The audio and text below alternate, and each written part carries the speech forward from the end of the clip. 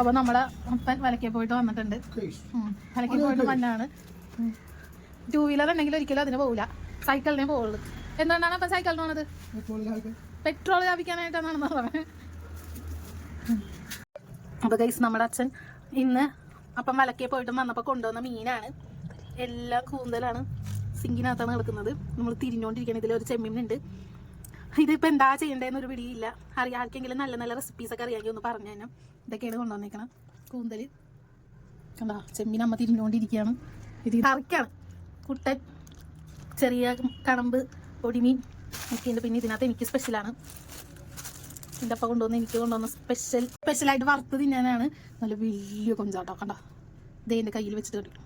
തിരിഞ്ഞ് നമുക്ക് നമ്മൾ കൂന്തൽ മെയിൻ താരം നമുക്ക് ഇത്രയും കിട്ടിയിട്ടുണ്ട്. ഒരു വലിയൊരു ബേസിനകത്ത് നമുക്ക് നിറച്ചുണ്ട്. നമ്മളിത് ഫുള്ളൊന്നും എടുക്കില്ല, കുറച്ച് അപ്പുറത്തും ഇപ്പുറത്തും ഒക്കെ കൊടുക്കും.